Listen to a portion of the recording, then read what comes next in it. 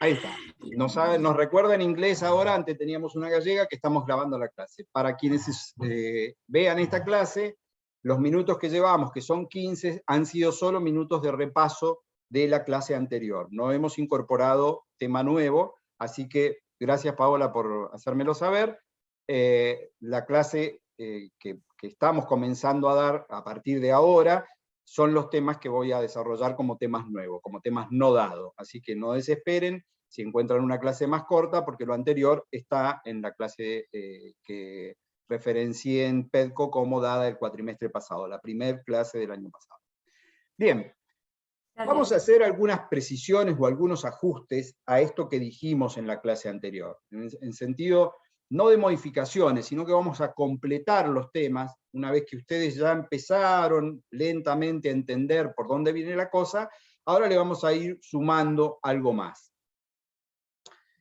Dijimos que en principio las condiciones que un trabajador goza y que son más beneficiosas no pueden serle quitadas, porque esto afectaría esta regla del principio protectorio, es decir, el trabajador debe ser protegido y una de las reglas dice es que la condición más beneficiosa no puede ser alterada.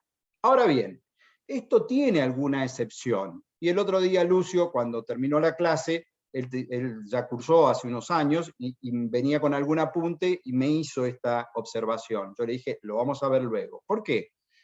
Porque hay una particularidad en respecto de las condiciones más beneficiosas. Un nuevo convenio colectivo puede modificar condiciones de un convenio colectivo anterior. Vamos lento porque esto genera ruido.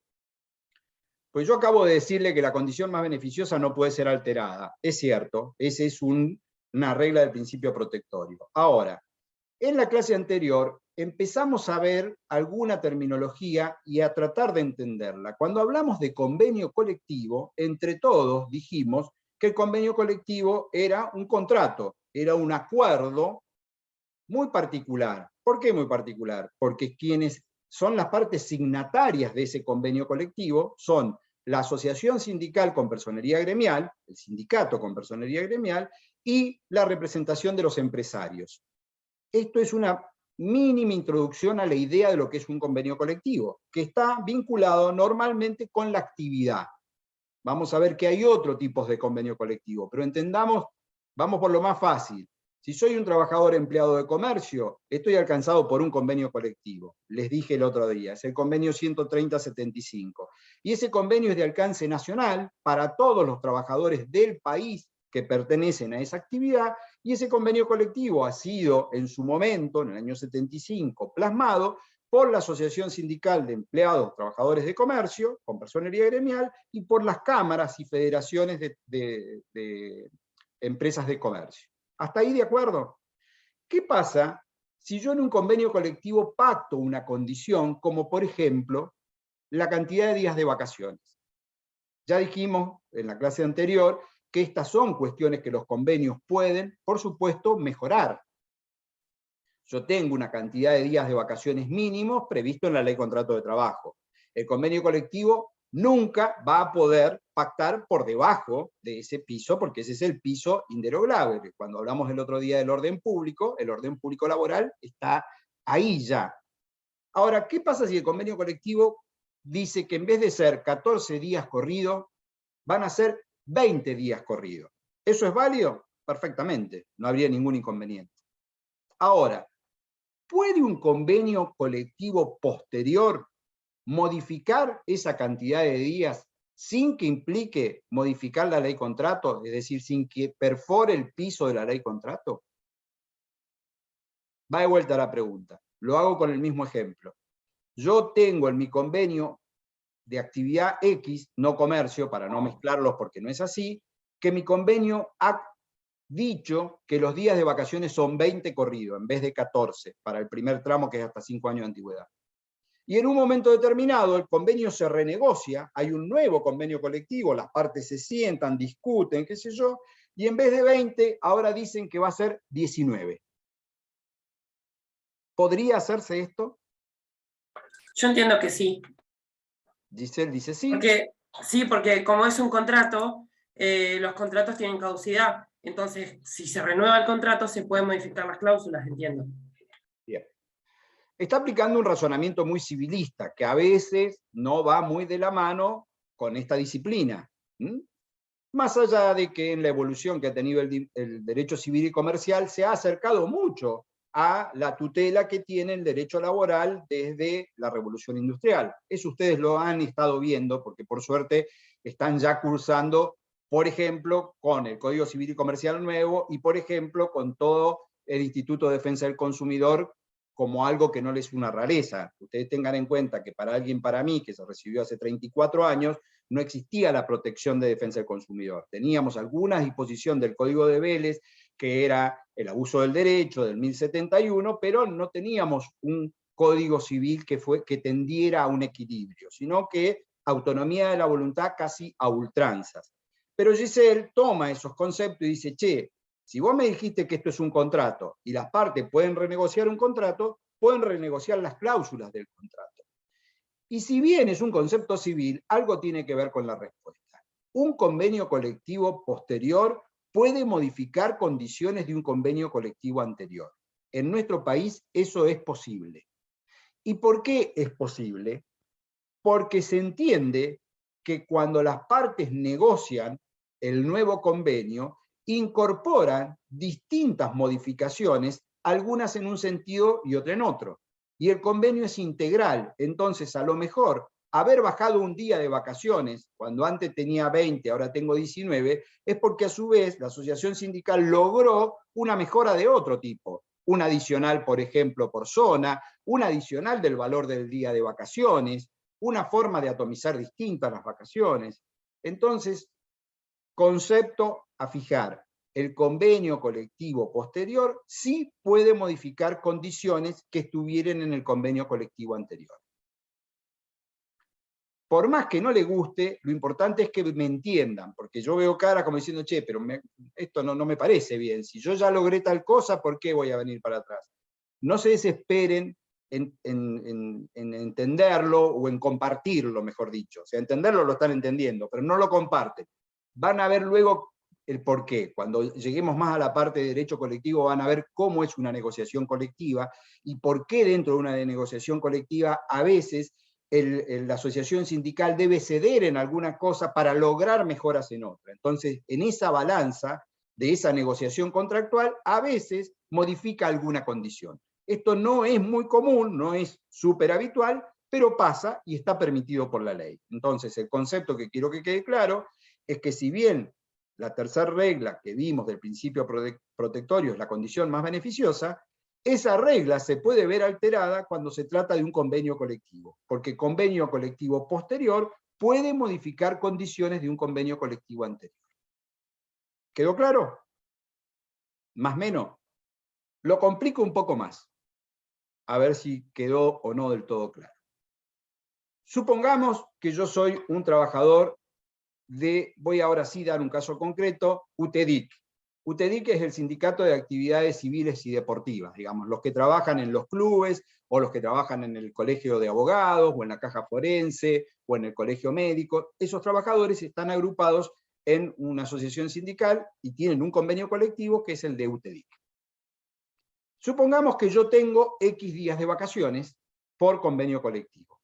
Acá sí vamos a empezar a jugar con algo de fantasía y no de realidad, para que sea más evidente. Supongamos que el convenio colectivo actual dice que yo tengo 20 días de vacaciones hábiles, no corridos. ¿Entienden la diferencia de esto?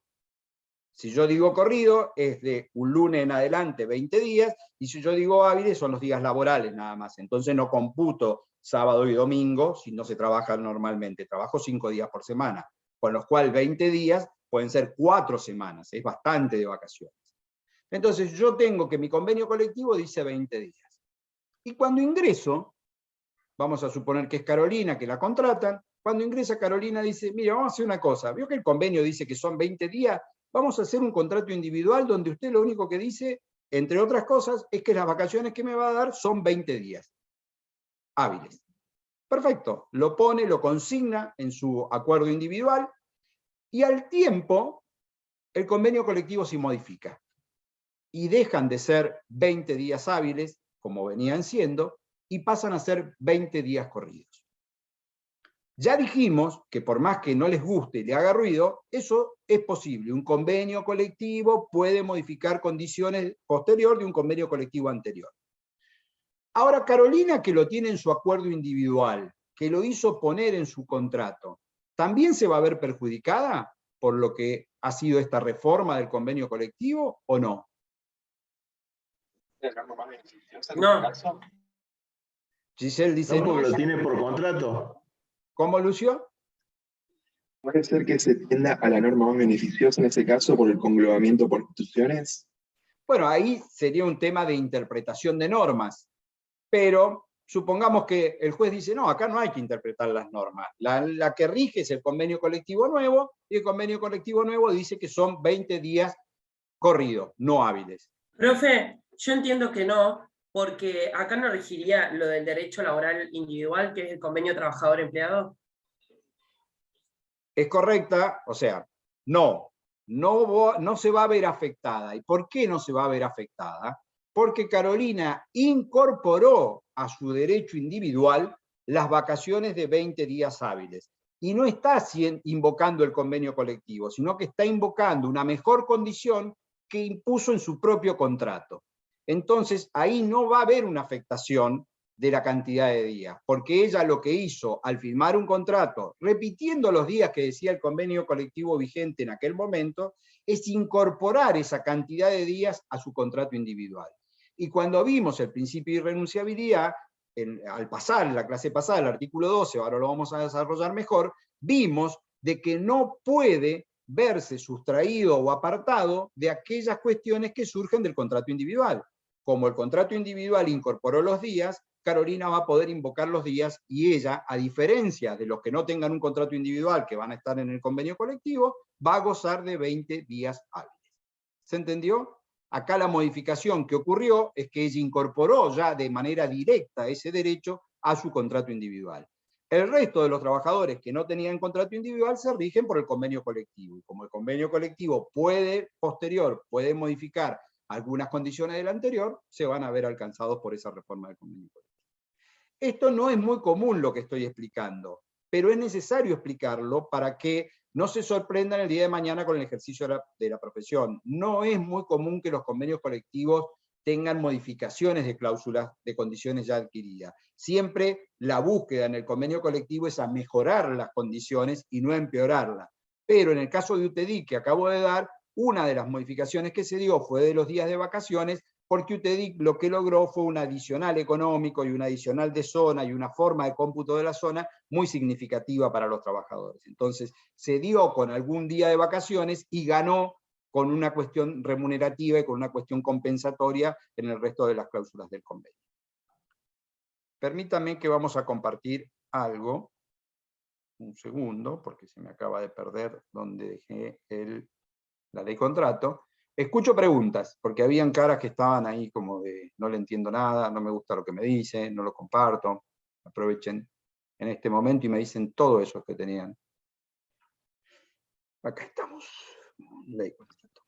Profe, ¿eso se aplica porque, o sea, por la regla de la norma más favorable o porque siempre se va a poner el contrato individual sobre el convenio colectivo? No, por la norma más favorable, porque está muy buena la pregunta, porque eso no lo he explicado y está bien que lo aclaremos aquí. A diferencia de lo que ocurre normalmente en el derecho positivo, ya sea civil, comercial, etcétera, donde ley posterior tiene preeminencia por ley anterior, ley de jerarquía mayor tiene preeminencia por ley de jerarquía menor, en el derecho laboral este orden no es tal. Se aplica el principio protectorio y se aplica la norma más favorable, que es lo que hemos explicado como la regla del protectorio. Entonces está buena la pregunta y la acotación que hace la compañera, porque en realidad no importa que el último sea el convenio colectivo más nuevo, sino que lo que importa es que en el caso concreto es más favorable lo que incorporó a su contrato individual, y en función de eso va a tener preeminencia a su contrato individual. Supongamos, esto me da pie para terminar el ejemplo, supongamos que en el contrato individual Carolina puso los 20 días hábiles, Y el nuevo convenio colectivo que se modifica dice 25 días hábiles. ¿Qué pasa? ¿Carolina va a tener 20 o va a tener 25? 25, Lucio lo dice sin dudar. ¿Por qué 25? Y porque como el convenio colectivo se ha modificado y tiene una cantidad de días que son mayores y que es más favorable para Carolina, en principio va a tener 25, salvo que tengamos otras cosas reguladas en el contrato individual vinculado con vacaciones que haga que el juez entienda de que aún así sigue siendo más favorable su contrato individual. Yo creo que 5 días no hay con qué ganarle, digamos, 5 días de vacaciones más es mucho, y seguramente el convenio colectivo va a tener preeminencia. Pero para redondear la pregunta que me hicieron, en el derecho laboral no nos regimos por el principio de ley posterior, o última ley es la que manda, o ley de mayor jerarquía, sino que nos regimos por la regla de la norma más favorable dentro del principio protector. Tengo que buscar aquella que sea la más favorable, y eso es lo que terminará siendo el juez para aplicarlo al caso concreto. Jazmín, no sé si me ibas a preguntar algo, o solo moviste la cabeza. No, eso nomás. Perfecto. Vamos a... Recuerden que en la clase pasada les presenté esta ley, que espero que ya todos lo tengan ahí a mano y ya la hayan fichado. Esta es la ley 2744, que es la denominada ley contrato de trabajo. Está ya acá enunciada su reforma rápidamente en el gobierno de facto por la 21297, y este es el texto vigente. Está en la carpeta de PEDCO. Vamos a hacer un muy rápido paneíto de los primeros artículos de esta ley. ¿Por qué? Porque quiero ir consolidando algunas de las cosas que dijimos. En las fuentes de regulación, el otro día Lucio venía siguiéndonos y decía, che, cuando yo solamente me remitía a ley, contrato de trabajo, y ustedes me decían la Constitución, los tratados internacionales, yo le decía, sí, perfecto, pero es la ley, los convenios colectivos, los estatutos especiales y el acuerdo individual. Esto surge del 12. Pero en las fuentes, el artículo primero, por supuesto, se remite a la ley, leyes y estatutos profesionales, convenciones colectivas o laudos con fuerza de tales, voluntad de las partes y usos y costumbres. Vamos a precisar alguna pequeña cosa de acá para que no quede en duda. ¿Qué es esto de laudos con fuerza de tales? Porque también en la clase pasada alguien mencionó el tema de los laudos. El laudo está vinculado en nuestro derecho positivo laboral con lo que se denominan laudos arbitrales, que es cuando exista alguna interpretación sobre el alcance de una norma y las partes de un convenio colectivo sometan a que un árbitro sea el que resuelva ese diferendo. Ese laudo tiene un alcance erga omnes, tiene un alcance como el de una ley, o sea, alcanza a todos los trabajadores comprendidos dentro de ese convenio colectivo. Nuestro país no tiene mucha cultura de laudos, pero vamos a ver cuando veamos la parte de derecho colectivo y en la parte de conflicto colectivo, cómo la ley de 14786 de conflicto colectivo prevé una de las formas de resolución del conflicto a través del laudo arbitral voluntario, es decir, que las partes se sometan a un laudo. Bueno, a eso hace referencia el inciso C cuando dice laudos con fuerza de tales. Entonces repasamos. Por esta ley es la ley contrato. Leyes y estatutos profesionales son todas las leyes laborales, y los estatutos profesionales, como ya explicamos, es una ley, porque es aprobada por el Congreso, para una actividad determinada. Dijimos, a modo de ejemplo, que los trabajadores y trabajadoras de casas particulares tienen un estatuto especial, los rurales tienen un estatuto especial, ¿qué más habíamos dado como ejemplo el otro día? De la construcción, 2250, tienen un estatuto especial. Esos son estatutos especiales. Convenios colectivos o convenciones colectivas que ya hemos explicado, voluntad de las partes, el contrato individual, y por último, usos y costumbres. En el derecho laboral se sigue aplicando y tiene... Perdón, ¿alguien preguntó algo? Sí, no me quedó claro, no sé si porque lo dijo tan rápido, lo de laudos con fuerza de tales que explicó. Bien. Si lo puede volver a repetir, por favor. Lo vuelvo a repetir y lo hago más lento, a ver si lo puedo entender. Listo, gracias. Supongamos que las partes tienen, estoy hablando de la asociación sindical y la asociación de empresarios, que son los que suscriben un convenio colectivo, tienen una diferencia interpretativa sobre los alcances del convenio colectivo. No están de acuerdo sobre lo que dice una norma del convenio colectivo. Y no se ponen de acuerdo. Pueden, porque hay una ley, la ley de conflicto colectivo que así lo contempla, pueden las partes proponer cada una un árbitro y designar un tribunal arbitral. ¿Qué va a hacer ese tribunal arbitral? Interpretar, dar una interpretación del alcance de esa cláusula. Lo que resuelve ese tribunal arbitral se llama laudo. Como se llama sentencia lo que resuelve un juez, se llama laudo lo que resuelve un tribunal arbitral. Ese laudo, una vez que es dictado, tiene alcance erga omnes para todos los trabajadores de ese sector y tiene la misma fuerza que tiene el convenio colectivo o que tiene la ley. ¿Se entendió, Sí, Pablo? sí, ahora me quedó claro. Muchas gracias. Bien. Bajo intensidad entonces en la velocidad de los temas, porque por ahí estoy yendo demasiado rápido, bajamos un poquito. Y les pido que me ayuden con eso, que cuando vean que voy muy rápido, no se entiende, me paran y retomamos con otra cadencia. Entonces... Profe, yo sí, tenía una duda, porque no sé si lo dijo y se me pasó, pero por las dudas los voy a preguntar. Tengo como que en el artículo de la ley, en el párrafo 2 estaba el indubio properario y en el primero estaba lo de la norma más favorable. Lo de la condición más beneficiosa, ¿está también en algún artículo de la ley? Sí, no te estás refiriendo al artículo 2, sino que te estás refiriendo al artículo 9 en el primer párrafo y en el segundo párrafo. Y ahora, Claro, era 9, es verdad. Ahora vamos. Yo te digo de dónde surge. Okay. Déjame Dale. avanzar hasta el 12 así, porque voy a hacer paneo para refrescar tema, y donde lleguemos te lo digo, no te hagas ningún problema.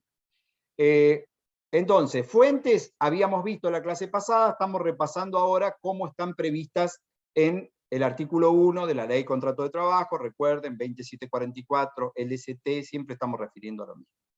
El ámbito de aplicación de esta ley, a los dependientes administrativos de administración pública, bueno, a quienes no es aplicable. Esto también lo vimos. ¿Por qué? Porque dijimos que vamos solamente a ver alcanzado a los trabajadores en relación de dependencia, con lo cual los autónomos están afuera, y dentro de los de trabajadores en relación de dependencia están excluidos los de la administración pública, nacional, provincial o municipal. Salvo, como dice el articulito, y lo van a ver ahí, que por acto expreso se los incluya en la misma o en el régimen de convenciones colectivas de trabajo. Hay convenios colectivos de trabajo de la administración pública que remiten a esa actividad al alcance de la ley de contrato de trabajo. Entonces ahí sí quedan comprendidos. Ahora voy a aclarar el inciso B y C, que no dije nada la clase pasada para no marearlos. Pareciera, por cómo viene la redacción del artículo, que lo que nos va a decir son otros dos grupos de trabajadores que estarían excluidos de la ley de contrato de trabajo. Y esto no es así. Esto fue así hasta hace unos años, pero esos trabajadores, en sus nuevos estatutos especiales, ahora tienen lo que se llama el sistema de aplicación complementaria. Se aplica su estatuto y supletoriamente también se aplica la ley de contrato de trabajo. ¿A quiénes me estoy refiriendo? A los ex trabajadores de servicio doméstico, hoy denominados trabajadores y trabajadoras de casas particulares, y a los trabajadores rurales. ¿Qué ocurre? El legislador, con pésima técnica legislativa, en vez de eliminar el inciso B y el inciso C cuando se aprobaron los nuevos estatutos especiales, lo dejó, pero vamos a ver que la redacción no implica de que no se le aplica la ley de contrato de trabajo. Lo leo, por más que sea tedioso, para que comprendan a dónde voy. El artículo 2, primer párrafo, dice, en el inicio dice: la vigencia de esta ley quedará condicionada a que la aplicación de sus disposiciones resulte compatible con la naturaleza y modalidades de la actividad de que se trate y con el específico régimen jurídico al que se haya sujeta. Las disposiciones de esta ley no serán aplicables. O sea, está claro que lo que nos va a decir ahora es a quién no se les aplica. Inciso A, a los dependientes de administración pública, nacional, provincial, municipal, excepto que por acto expreso se los incluye en la misma o el régimen de las convenciones colectivas de trabajo. Inciso B, al personal de casas particulares, sin perjuicio que las disposiciones de la presente ley serán de aplicación en todo lo que resulte compatible y no se oponga a la naturaleza y modalidades propias del régimen específico cuando así lo disponga expresamente. O sea, ¿Para qué decimos que no serán aplicables? Y después cuando apenas empieza decimos, sin perjuicio de la presente ley, serán de aplicación en todo lo que resulte compatible. O sea, verdaderamente es un dislate no haber eliminado el inciso. Igual que el siguiente, a los trabajadores agrarios, sin perjuicio que las disposiciones de la presente ley les serán de aplicación supletoria a todo lo que resulte compatible. El sistema de aplicación por compatibilidad o complementariedad ya existía y existió. ¿Por qué? Porque hay regímenes como la construcción o todos los otros estatutos especiales que nunca estuvieron excluidos de la ley contrato de trabajo, donde se aplica estatuto y supletoriamente la ley contrato en lo que es compatible. Entonces, ¿por qué hago esta aclaración? Porque si ustedes en un parcial o en un final me dicen, están excluidos de la ley contrato los trabajadores rurales y los trabajadores de casa particulares, yo les voy a decir, no, está mal. No están excluidos. Por más que el artículo dice no serán de aplicación, porque apenas empiecen a leer el inciso y apenas lean el estatuto, cuando los estudiemos a los estatutos que están acá referidos por el número de ley, 26844 es para trabajadoras y trabajadores de casas particulares y 26727 es para rurales. Cuando estudiemos esos estatutos van a ver que en los artículos 1 y 2 los estatutos dicen claramente que es de aplicación supletoria la ley contrato de trabajo en todo lo que sea compatible con sus disposiciones. Por lo tanto, como conclusión, solo están excluidos los empleados públicos del alcance de la ley contrato de trabajo, habiendo ya, por supuesto, eliminado a los autónomos. ¿Por qué? Porque estamos hablando solo de trabajadores en relación de dependencia o subordinados. ¿Hasta ahí estamos o quedó alguna duda de esto? El silencio implica consentimiento. No, profe. ¿Alguien iba a preguntar algo, perdón? ¿No? Bien. No, yo hablé y le decía que sí, que estábamos. Ok. Bueno, ley aplicable. Esta ley regirá todo lo relativo a la validez, derechos, obligaciones de las partes, sea que el contrato de trabajo se haya celebrado en el país fuera de él, en cuando se ejecute en el territorio. Lo pasamos muy rápido a esto, pero solo como para aquellos que ya han cursado, o que por ahí por una cuestión de ejercicio de donde trabajan les pueda sonar, tengan en cuenta que si bien este artículo 3 está plenamente vigente, hay una ley laboral bastante nueva en términos de lo que se dio en la pandemia, que es la famosa modificación de la ley de teletrabajo, incorporó una modalidad a la ley contrato de trabajo, donde la ley de teletrabajo viene a romper con el artículo 3.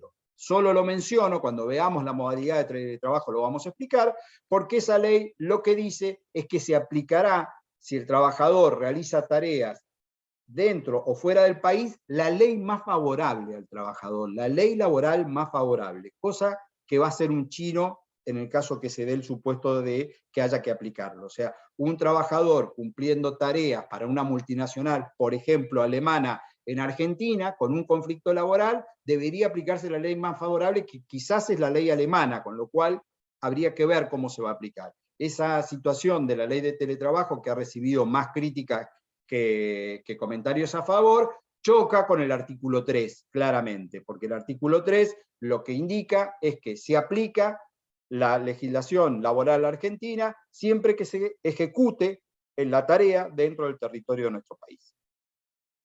Y acá voy a saltar el concepto de trabajo, el concepto de empresario, el concepto de establecimiento, porque eso está más vinculado con lo que Sergio ya dio o va a dar, que es contrato de trabajo y relación laboral, y solo vamos a reforzar, en virtud de haber explicado el principio protectorio, el tema del orden público y la condición menos favorable.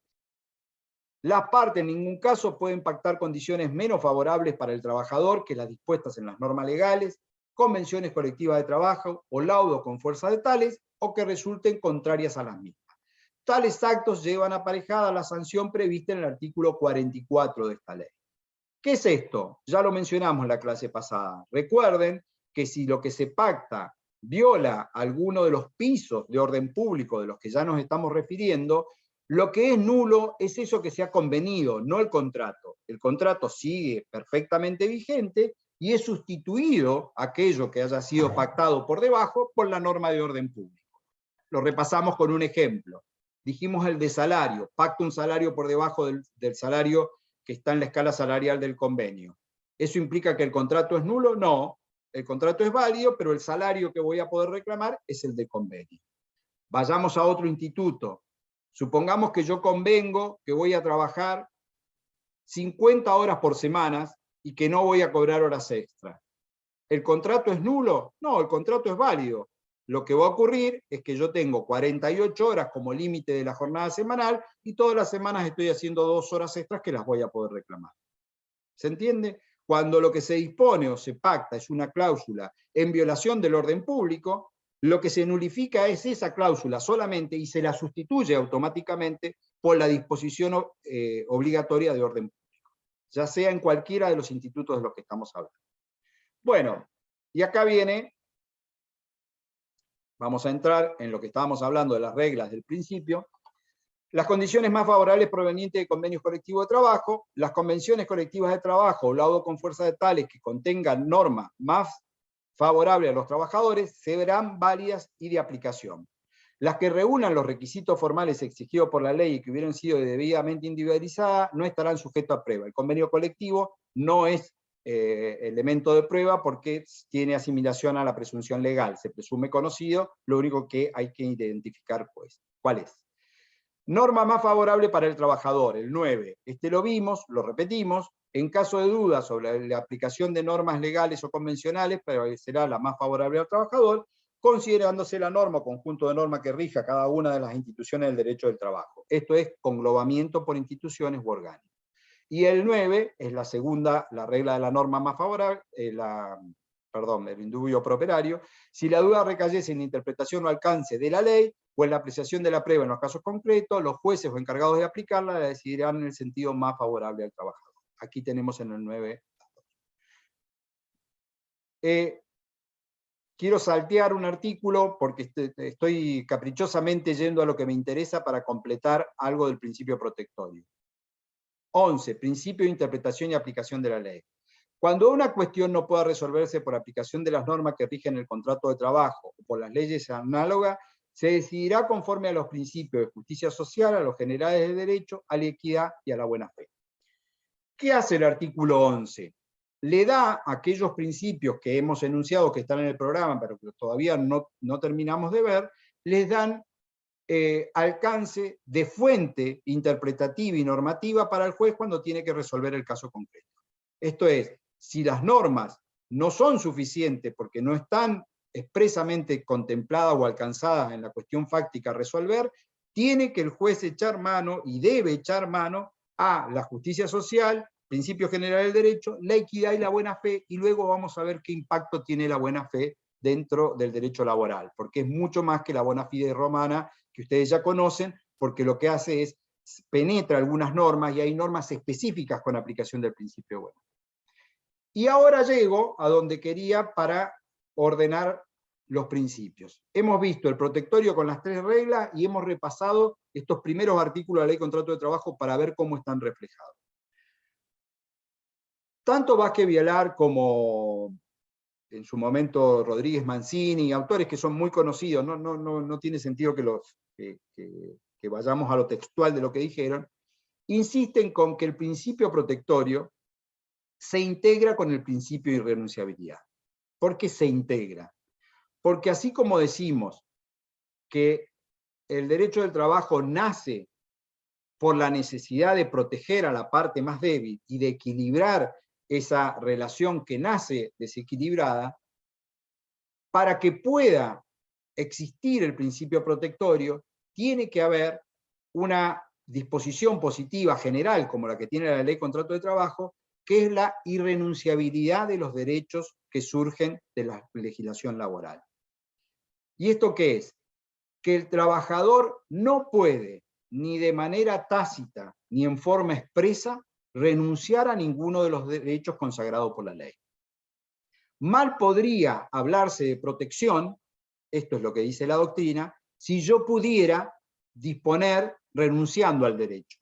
Mal podríamos decir que el legislador está protegiendo a la parte más débil, si la parte más débil, o casualmente, termina renunciando a aquello que le corresponde.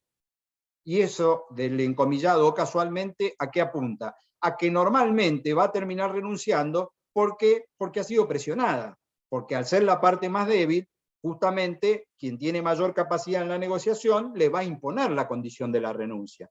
Entonces, si habláramos solo del principio protectorio y permitiéramos la renuncia de los derechos, el principio protectorio carecería de fuerza. ¿Se entiende esto? Si yo dijera, no, el legislador pone todas normas de orden público y el trabajador goza de la protección de las leyes, y mire, tiene jornada limitada, tiene vacaciones, tiene remuneración básica, tiene salario mínimo vital, pero si quiere lo puede renunciar, no estaríamos protegiendo al trabajador. Porque obviamente la renuncia va a ser un camino, en una relación asimétrica como la que estamos hablando, va a ser un camino que va a buscar el más fuerte, a que el otro termine renunciando. Entonces, el principio de irrenunciabilidad, para muchos, es el complemento del principio protectorio. Es el que permite darle fuerza al principio protectorio. Y ahí es donde el artículo 12 dice, de manera expresa, será nula y sin valor toda convención de parte que suprima o reduzca los derechos previstos en esta ley, los estatutos profesionales, las convenciones colectivas o los contratos individuales de trabajo, ya sea el tiempo de su celebración, de su ejecución o del ejercicio de derechos provenientes de su extinción. Este artículo lo mencionamos en la clase pasada y les dije que a partir del 2009 volvió a la redacción originaria que tenía la ley 2744, y esto ¿por qué? Porque se le agregó nuevamente el de los contratos individuales. Los contratos individuales había desaparecido, y ahora, vamos a, si quieren recordarlo, lo dije la clase pasada, pero quizás ahora están en mejor condición de entenderlo, es importante esto. ¿Por qué es importante? Porque había una doctrina no mayoritaria, pero había una doctrina en nuestro país, que entendía que si bien el trabajador no podía renunciar a las cuestiones de orden público, sí podía disponer de determinados derechos cuando esos derechos estaban por sobre el mínimo del orden público, de la ley contrato o del convenio colectivo del estatuto. Lo damos en el ejemplo, lo dijimos en la clase pasada, pero lo reforzamos para que, a ver si queda claro. Si yo cuando ingreso a trabajar pacto una remuneración de 150.000 pesos, y la remuneración para mi categoría, en mi convenio colectivo, está en 100.000 pesos. ¿Esto es válido? Por supuesto, estoy cobrando 50.000 pesos más que lo que dice la escala salarial vigente. No es el número, pero este es el ejemplo que dimos la clase pasada, voy a mantener el mismo para tratar de que se comprenda. ¿Qué pasa si en un momento determinado yo invoqué la pandemia? No voy a invocar la pandemia ahora, digo que simplemente al empleador se le ocurre venir y verme y decirme, mirá, viste que yo te estoy pagando 150, viste que tu convenio dice que vos tenés que cobrar 100, bueno, la verdad que me parece mucho 150. Te ofrezco pagarte 130 a partir de ahora. Son 30 más que los del convenio, pero no son 50 como habíamos convenido. ¿Esto es posible? ¿Esto se puede dar? ¿Esto puede ocurrir? Ya lo hablamos en la clase pasada. Ya sabemos la respuesta. La respuesta es que no, esto no podría ocurrir. ¿Por qué? Porque los 150 que hemos convenido son irrenunciables porque se incorporaron al orden público en función de que están dentro de mi contrato individual. Yo tengo ya una suma convenida y es la que vengo cobrando y son 150.000 pesos. El empleador no podría en principio alterar o modificar más allá de que está pagando por sobre la escala salarial. ¿Entendieron el ejemplo? ¿Y por qué es importante esto? Porque la doctrina de la que hablaba, que no era mayoritaria, pero tenía su peso, entendía que el trabajador podía libremente disponer, no usaba la palabra renunciar, disponer de aquello que esté por sobre el mínimo legal, porque entendía que volvía a recobrar la autonomía de la voluntad. Entonces podía negociar libremente esos 50, en vez de 50 cobrar 30, cobrar 20, porque estaba siempre por arriba de la escala salarial en el ejemplo que di. Eso era posible, esa interpretación era posible, porque el artículo 12 había eliminado a los contratos individuales allá en el año 76, cuando el gobierno de facto modificó la ley de contrato de trabajo. Pues bueno, eso volvió a su cauce, volvió en esta reforma, que ahí la tienen citada con número de ley, que no importa, pero que sepan que es del año 2009, volvió a incorporar a los contratos individuales dentro del principio de irrenunciabilidad, por lo tanto, hoy no sería posible, jurídicamente hablando, que un trabajador disponga de algo que está recibiendo y que está por sobre el orden público laboral mínimo que surja de la ley, del convenio colectivo, del estatuto. Porque si lo hace, afectaría el principio de irrenunciabilidad.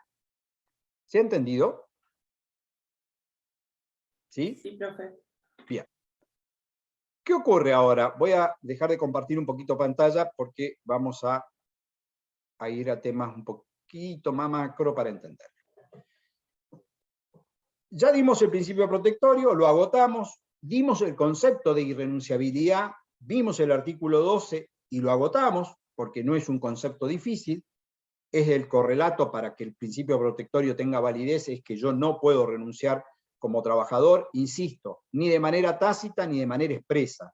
No tiene ningún valor que yo vaya y que diga frente a escribano público que renuncio a cobrar las horas extras. No tiene ningún valor que yo en el recibo, o que el recibo diga que lo percibido es pago cancelatorio, total y definitivo, que no tengo nada más que reclamar. Todo lo que el trabajador cobre se presume como cobrado a cuenta si hubiesen otros créditos que les corresponden.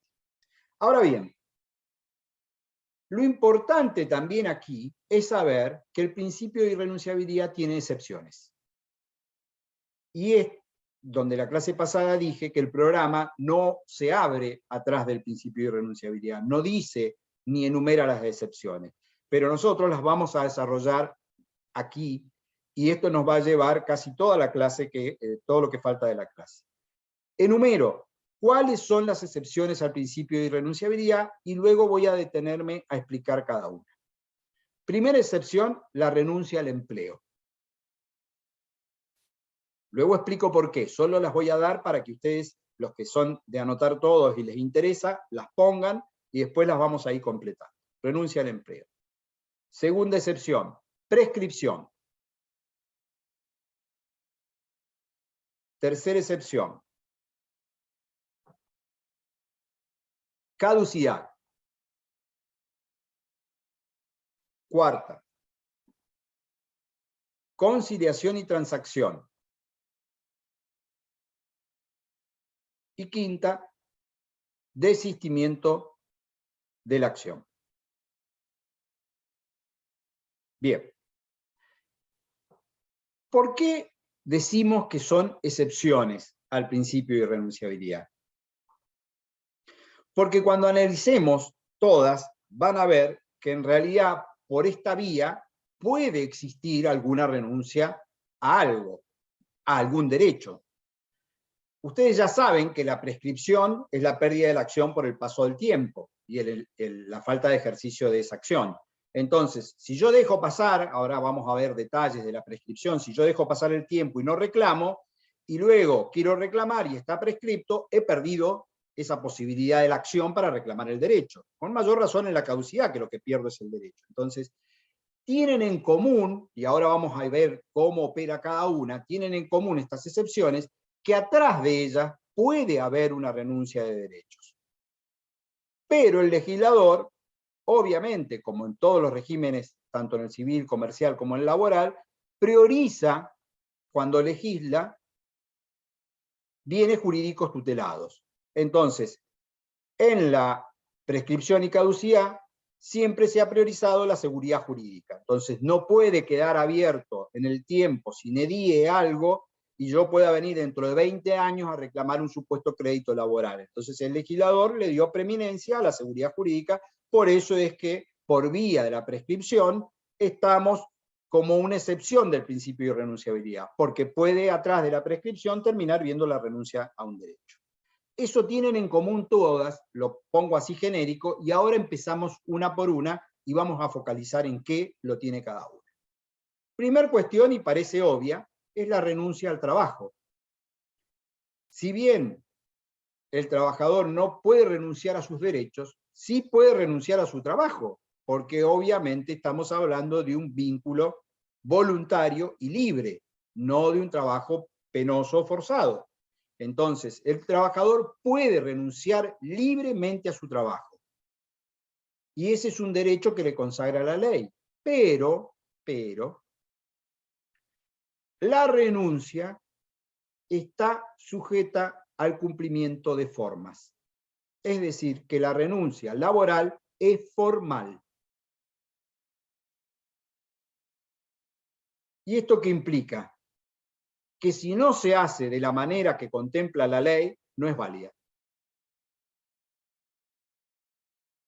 Que no sea válida, según lo que ustedes puedan seguir como doctrina, puede ser nula, inexistente, le podemos dar el efecto que quiera. El asunto es que acá lo que nos interesa ahora en esta clase, después vamos a ver extinción y las distintas formas de extinción, es que si la renuncia no se ejecuta como las formas que prevé el artículo 240 de la Ley de Contrato de Trabajo, la renuncia no existe como tal. Entonces, denme un segundo, vamos a compartir nuevamente, ahora sí, la Ley de Contrato de Trabajo y nos vamos a ir al 240. Vamos a ver cuáles son las únicas dos formas que la ley tiene como válidas a los fines de la extinción por renuncia. Me pasé. Bien, ¿qué dice el 240? La extinción del contrato de trabajo por renuncia del trabajador, medio no preaviso, como requisito para su validez, deberá formalizarse mediante despacho telegráfico colacionado, cursado personalmente por trabajador a su empleador o ante la autoridad administrativa del trabajo. Lo que sigue no nos importa, porque no agrega otras formas. Entonces, ¿qué nos importa? Que hay dos únicas formas para que la renuncia sea válida. Por telegrama colacionado laboral, vayan familiarizándose, TCL, telegrama colacionado laboral, que plasma otro de los principios que vamos a ver luego, que es el principio de gratuidad, porque ese telegrama colacionado laboral, que tiene el formato como de una carta de documento, es gratuito. Entonces, por telegrama colacionado laboral, despachado personalmente por el trabajador o ante la autoridad administrativa de trabajo. ¿Alguien sabe quién es la autoridad administrativa de trabajo?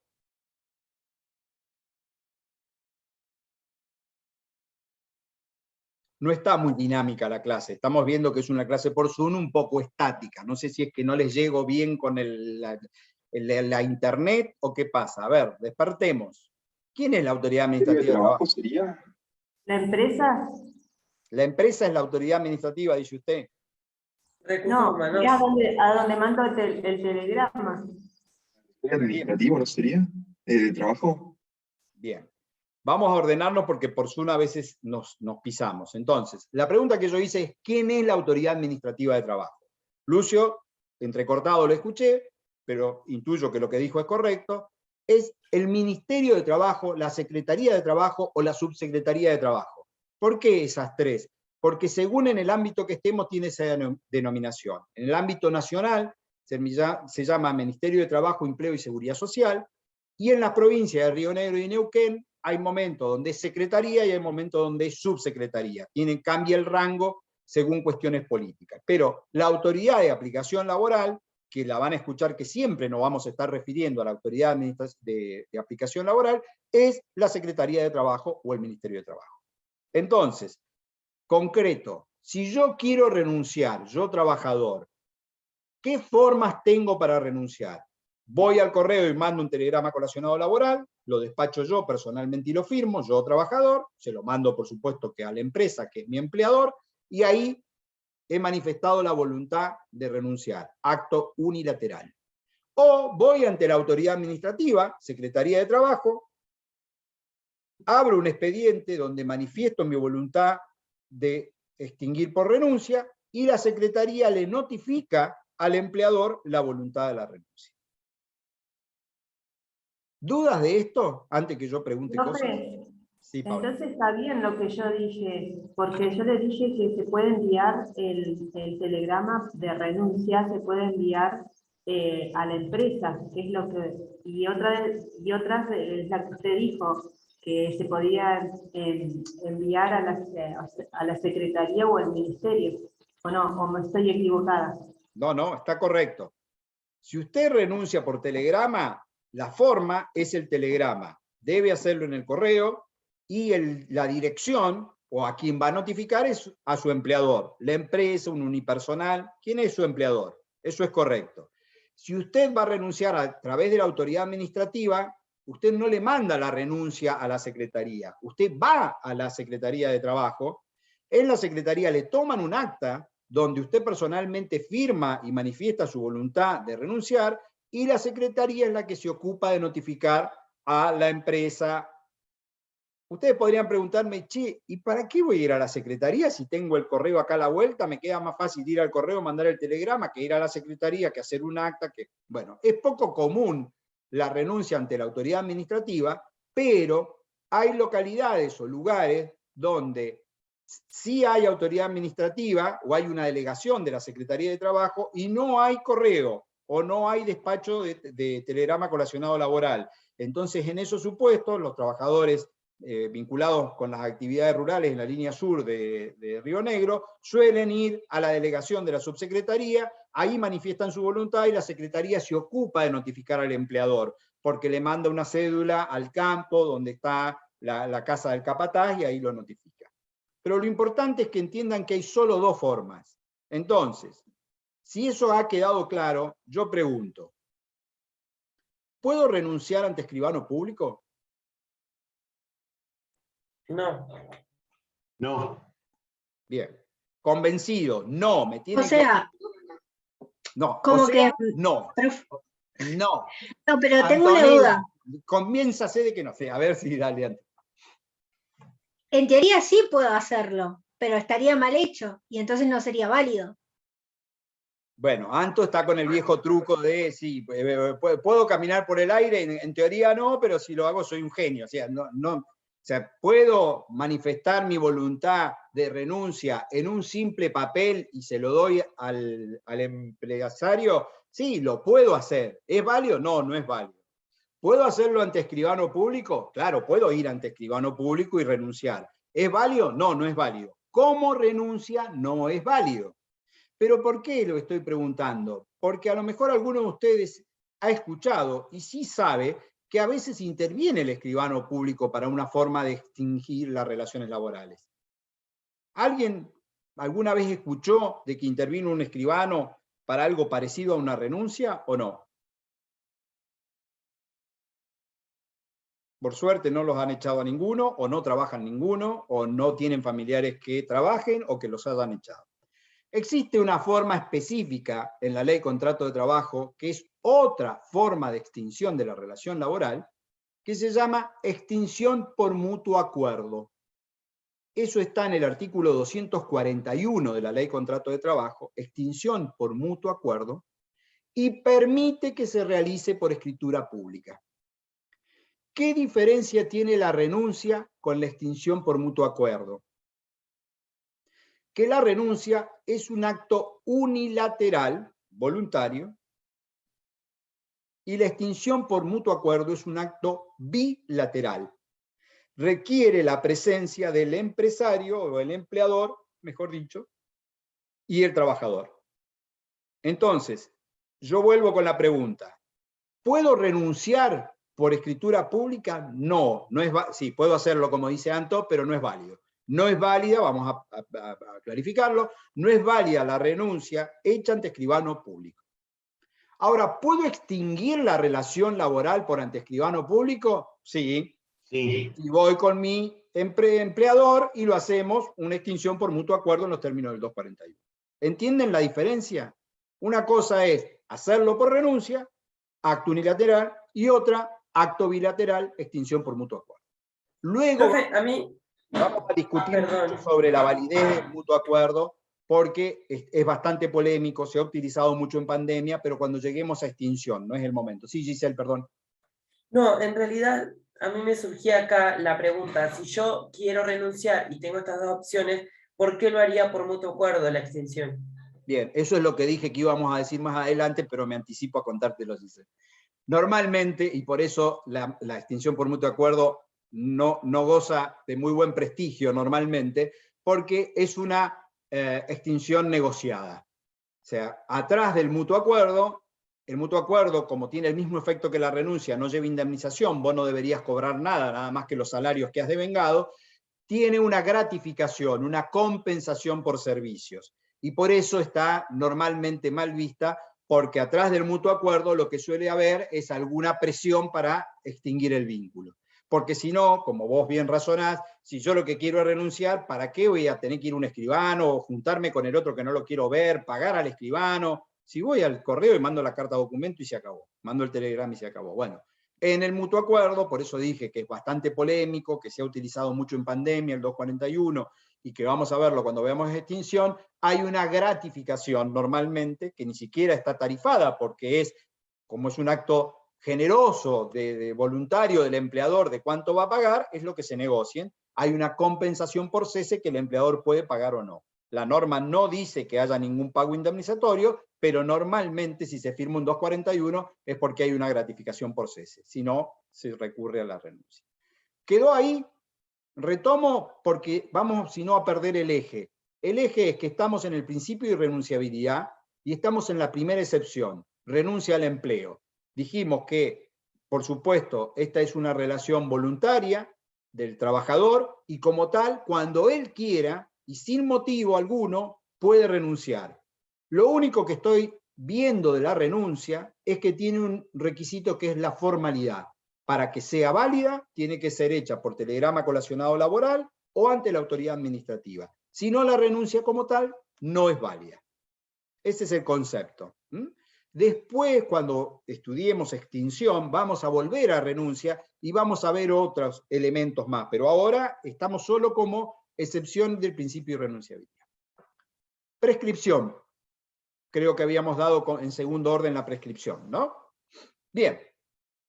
Ustedes ya saben todos a esta altura, porque han rendido perfectamente obligaciones, y también lo han visto en parte general, que la obligación es, en principio, para la doctrina clásica, vamos a tomar, la pérdida de acción por el transcurso del tiempo y la inacción. En el derecho laboral, los créditos sí tienen también prescripción, también se prescriben. ¿Cuál es el plazo de prescripción en el ámbito del derecho del trabajo? 2 años. Ese es el plazo común para que se prescriban los créditos laborales. Ahora, ¿qué es importante saber más allá del plazo? ¿Recuerdan ustedes la diferencia entre interrupción y suspensión de la prescripción? ¿Me lo da alguno? Que uno te cuenta el tiempo cuando se suspende, después cuenta el tiempo que ya había pasado, y suspensión y el otro, ¿cuál era? Uy, se me fue. Suspensión o interrupción. Y la interrupción no cuenta el plazo que ya estaba anterior a eso. O era Se borra. al revés. No, se borra. Reinicio, por así decirlo.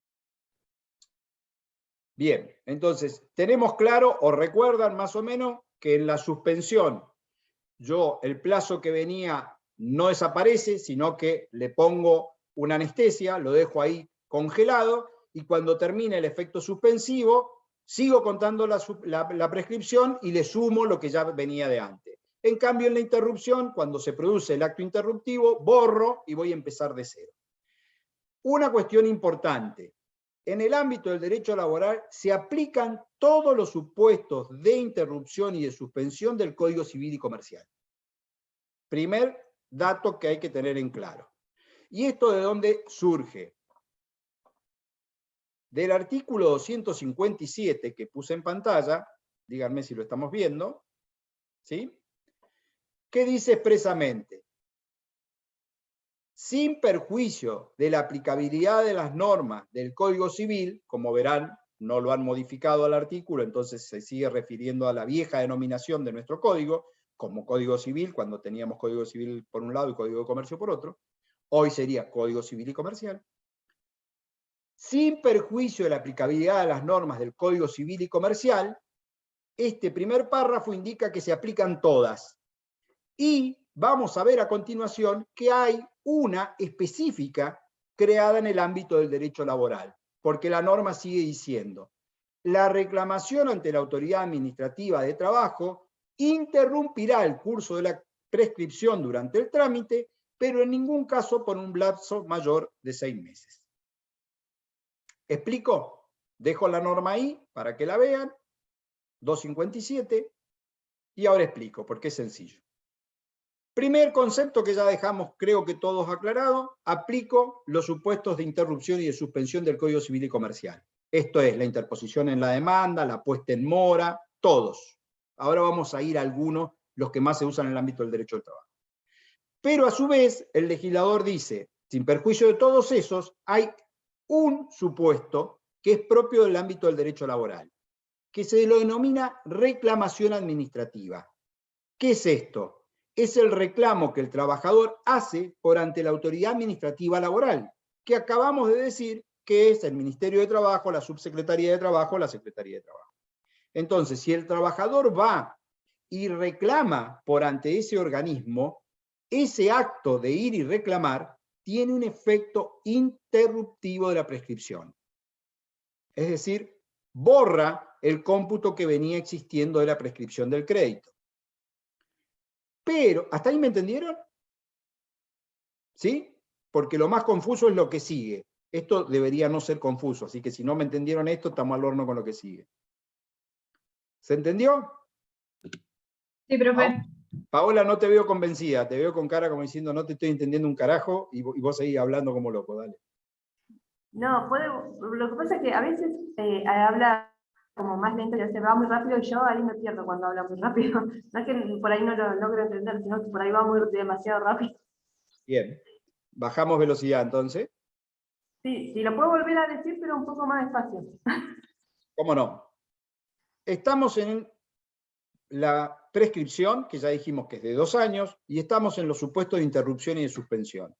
La norma del 257 lo que indica es que se aplican todos los supuestos de interrupción y de suspensión del Código Civil y Comercial, y a su vez contempla un supuesto específico en el ámbito del derecho laboral. Ese supuesto se llama reclamación administrativa, que es el reclamo que yo hago ante la autoridad administrativa laboral, que es el Ministerio de Trabajo, o la Secretaría de Trabajo, o la Subsecretaría de Trabajo, según cómo se denomine en la provincia o en la nación.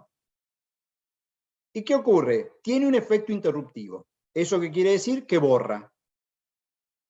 Pero, el legislador a ese efecto interruptivo le ha dado lo que como plazo de interrupción, lo que dure el trámite, pero como máximo 6 meses. Va de vuelta. El efecto interruptivo de la prescripción por reclamación administrativa dura lo que dura el trámite administrativo, pero con un plazo máximo de 6 meses. ¿Y esto cómo se entiende? Lo ponemos en un caso práctico. Paola, que está trabajando en un lugar, está haciendo horas extras y su empleador no se las paga. Ella ya le ha reclamado, le ha dicho, che, yo estoy trabajando más de las 48 horas y no me estás pagando. Entonces, como no le están haciendo caso, va a la Secretaría o Subsecretaría de Trabajo, supongamos que es de Roca, va ahí atrás de la facultad nuestra, en Roca, en lo que es el barrio del IPPB, está la delegación de Roca de la Subsecretaría de Trabajo, va y hace un reclamo. ¿En qué consiste el reclamo? Y explica que ella está trabajando todas las semanas 52, 54 horas y le están pagando 48, no le están pagando las horas extras. Le toman el reclamo en un acta y en ese momento ese reclamo, respecto de su crédito, que es las horas extras, tuvo un efecto. El efecto es interruptivo, o sea, interrumpe el cómputo de la prescripción. Supongamos que ella está reclamando horas extras de 1 año y medio para atrás, no de la semana pasada, ya hace 1 año y medio que viene con esto. Bueno, ¡plup!, interrumpió la prescripción. Puso en 0 el relojito. Ahora, ese trámite de Paola no sabemos cuánto va a durar, porque Paola lo inicia, de acá que notifican a la empresa donde ella trabaja, resulta que van y no había nadie, se demora 1 mes la notificación, le fijan una audiencia, va a la primera audiencia, no logran ningún acuerdo, y ese trámite se dilata. Y llevamos ya 7 meses y no pasó nada con el trámite, no se cerró, ya sea con acuerdo, sin acuerdo. ¿Qué ocurre con la prescripción? ¿Sigue lo mismo interrumpida? No. El legislador dice que dura lo que dura el trámite, pero como máximo 6 meses. Es decir, que si a los 6 meses no he terminado con el trámite administrativo, por más que yo siga con el trámite y con audiencias, el efecto interruptivo sí finaliza. Pero si el trámite dura menos de 6 meses, ¿cuánto es el efecto interruptivo? Y lo que duró el trámite. Lo vamos a poner en el caso de Paola. Paola inicia el reclamo, lo citan al empresario, viene el empresario a la semana y dice, no le debo nada. ¿Cómo que no? No, nunca trabajó horas extra. Declino la instancia administrativa, yo digo que no le debo nada. ¿Qué pasó con ese trámite? Terminó, sin acuerdo. ¿Cuánto fue el efecto interruptivo de la prescripción por reclamación administrativa? 1 semana. Terminó el trámite, se acabó el efecto interruptivo. Comienza de nuevo la prescripción. ¿Se entendió? Por eso es que la norma dice que dura lo que dure el trámite, pero como máximo 6 meses. Si el trámite tuviera una duración mayor a los 6 meses, se acaba el efecto interruptivo de la prescripción. Profe, si dura más de 6 meses, ¿el trabajador tendría alguna otra vía para reclamar? ¿O Siempre va ya? siempre va a tener la vía judicial. Creo que era Jazmín, no sé quién me preguntó, perdón, que se me fue la imagen, Jazmín.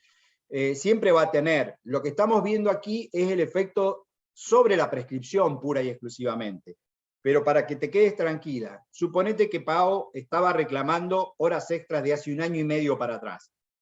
¡Pum! Efecto interruptivo. A los 6 meses se acabó el efecto interruptivo. ¿Y qué ocurre? Comienza de cero otra vez el plazo de los 2 años. Con lo cual, antes de que transcurran esos 2 años que van de cero, vas a tener que interponer la demanda. O sea, no es que vas a tener un perjuicio inminente. Pero es importante que sepa que no es que sigue estando interrumpida, por más que yo lleve 9 meses con el reclamo administrativo. No, al 6º mes se termina el efecto interruptivo de la prescripción.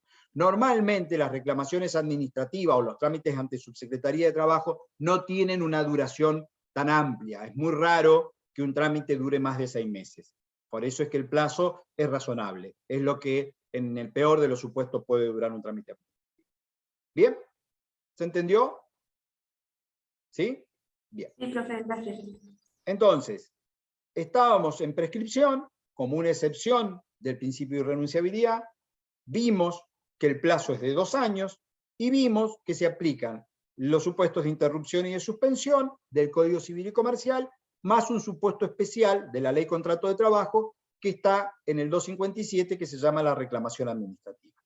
Ahora bien, dije al pasar que en el Código Civil y Comercial hay distintas formas de interrupción y de suspensión de la prescripción.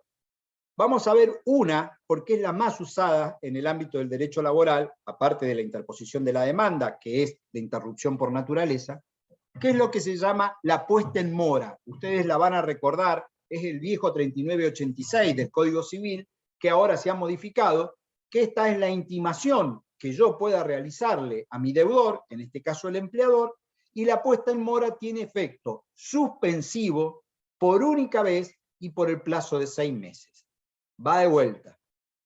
Estamos hablando de una disposición del Código Civil y Comercial que es muy utilizada en el ámbito del derecho laboral y que es la puesta en mora, que es la intimación por carta documento. Yo intimo a que me pague los salarios, Pau intima que le paguen las horas extras. ¿Qué efecto tiene esa intimación hecha de manera formal por carta documento en la persona del empleador? Respecto de la prescripción, tiene efecto suspensivo por una sola vez, por eso dice por única vez, y por un plazo de 6 meses. Entonces, si mantenemos el ejemplo que teníamos recién,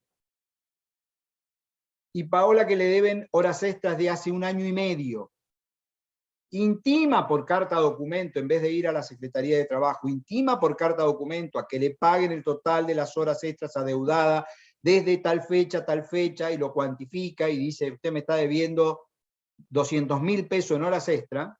Esa intimación dirigida a su empleador tiene un efecto suspensivo de la prescripción. Es decir, que a partir de que recibió la carta documento, la prescripción no sigue corriendo, queda suspendida. ¿Pero por cuánto queda suspendida? Por 6 meses. Vencidos los 6 meses, continúa computándose la prescripción. Entonces, si Paola durante ese periodo no interpone la demanda, o no hace un reclamo administrativo en Subsecretaría de Trabajo, no va a interrumpirla, solo lo va a suspender por 6 meses.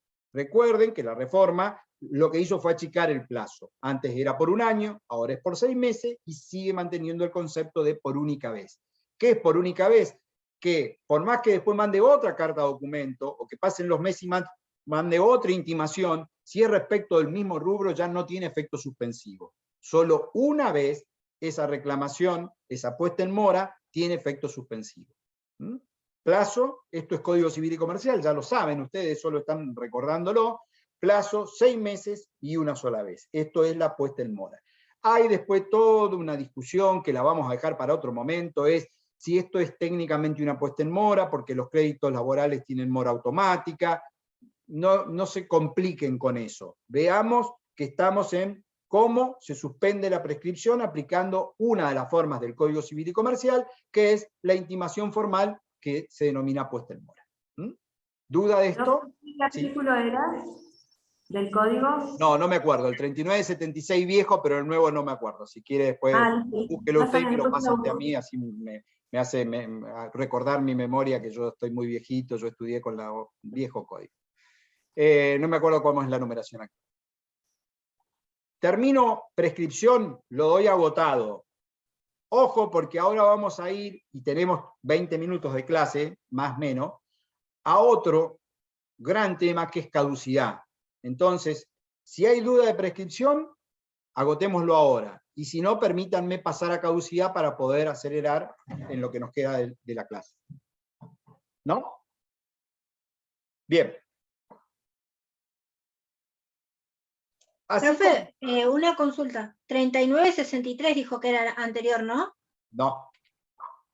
Ya me hizo dudar. 3986 me parece que era. Es tan importante esto. Mire, voy a hacer un pacto con Antonelli y con Paola. Cuando ustedes vengan a rendir un parcial o un final mío, yo le voy a pedir todos los artículos de memoria. Entonces, ahí vamos a estar a mano. Yo voy a decir, a ver, dígame qué número es ese artículo. 3986. No es trascendente. No, pasa que justo estaba, para ayudarle a la compañera, justo tengo las equivalencias acá, entonces le iba a decir cuál Sí, era. pero no perdamos tiempo. Pau después lo busca y nos va a explicar la puesta en mora y nos va a decir por qué modificó ese artículo, qué dijo la doctora Kammermeyer de Carlucci cuando salió. Ahora no perdamos tiempo porque yo me acuerdo de algunos, otros no, y ya lo asumo como un defecto de que no tengo todos los artículos. Profe, Sí. una consulta. Cuando yo hago una reclamación administrativa, ¿agoto la vía de ejecución ahí? O supongamos que transcurren los 6 meses, no logré nada, empieza a transcurrir un nuevo tiempo, más allá de que sea de 0, ¿puedo hacer una puesta en mora como otra vía de acción? Bien. Si se superponen o no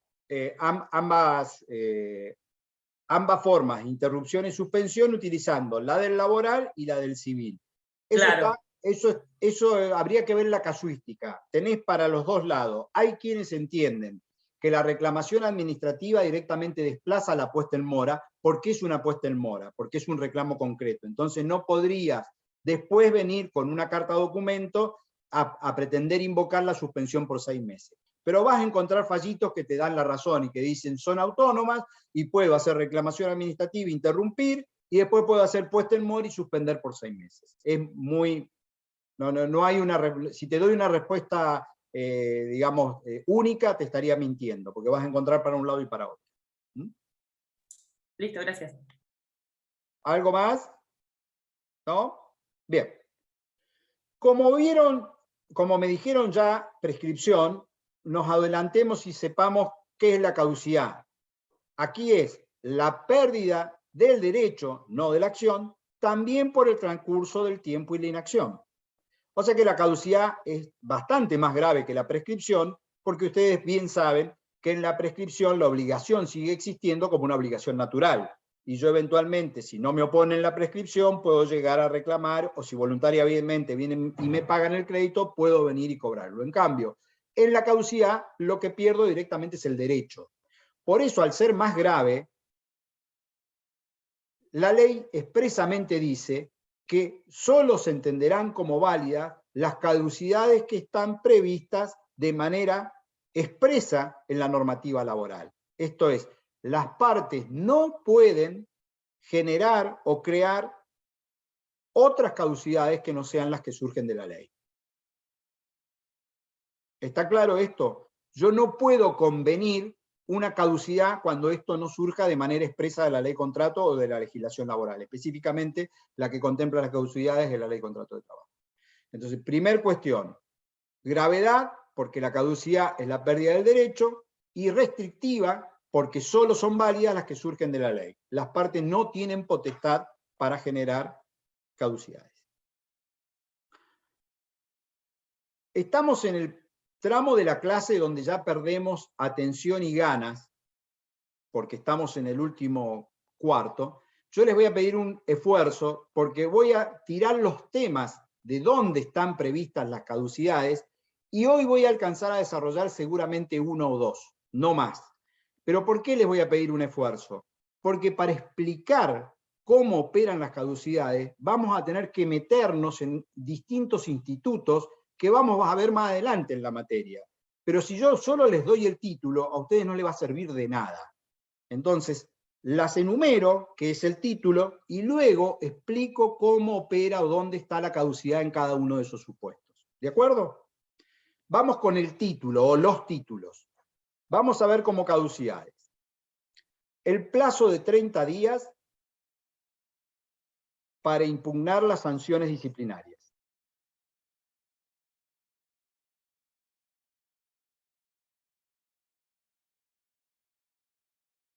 Segundo, el plazo de 48 horas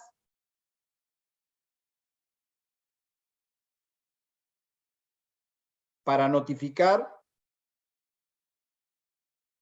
que se va a acoger al beneficio de excedencia la trabajadora mujer. Plazo de 48 horas para notificar de que se va a acoger al beneficio de excedencia la trabajadora mujer.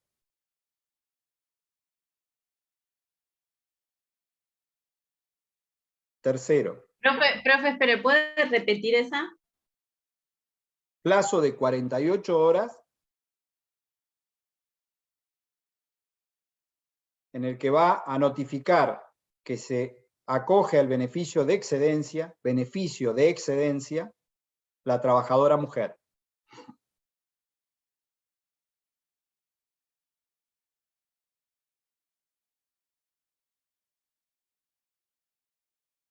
El 31 de mayo, me miran como diciendo que nos va a tirar una fecha, que el cumpleaños de alguien. El 31 de mayo, un cumpleaños de mi señora, 31 de mayo es el cumpleaños de mi señora, eso les quería contar. Fecha para gozar de las vacaciones.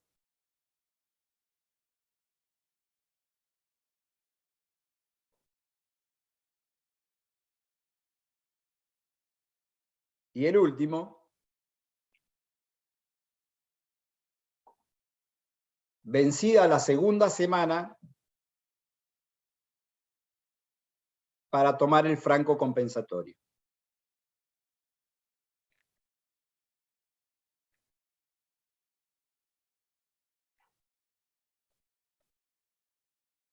Bueno, por supuesto que es profeso, les estoy dando los títulos muy pelados para que vean que es bastante chino si no entendemos de qué se trata el instituto. O sea, ustedes pueden, yo les puedo preguntar caso de caducidad y ustedes me lo van a decir de memoria, pero seguramente sin mayor conocimiento de qué están hablando.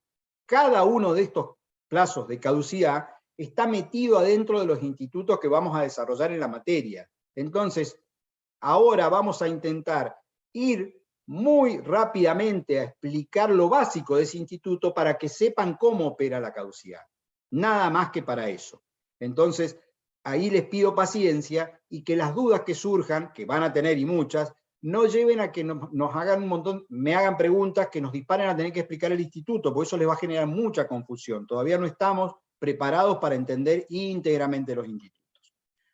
Dimos como primero el plazo de 30 días para impugnar las sanciones disciplinarias, ¿sí? Ese fue el que dimos como en primer orden. ¿Qué es esto? A ver si estamos todos de acuerdo en conceptos muy elementales. Si yo tengo que cumplir con un horario de 8 a 12 y en vez de llegar a las 8 voy a las 9 al trabajo, y otro día voy 8:30, y otro día voy a las 10, y otro día voy a las 11. ¿Qué puede ocurrir? ¿Qué puede hacer ese empleador? ¿Contento no va a estar? ¿Sancionarlo? Me puede sancionar. Dentro de las facultades de organización y dirección que el empleador tiene, facultades que luego vamos a ver, está la potestad de aplicar sanciones disciplinarias. Las sanciones deben ser graduales, deben ser proporcionales, tienen que ser notificadas por escrito, pero supongamos que este trabajador que ya tiene unos apercibimientos, se lo suspende disciplinariamente por 2 días por haber faltado sin aviso la semana pasada. Entonces, ¿qué ocurre acá? El empleador, haciendo uso de una facultad que le da la ley, lo sanciona, lo suspende.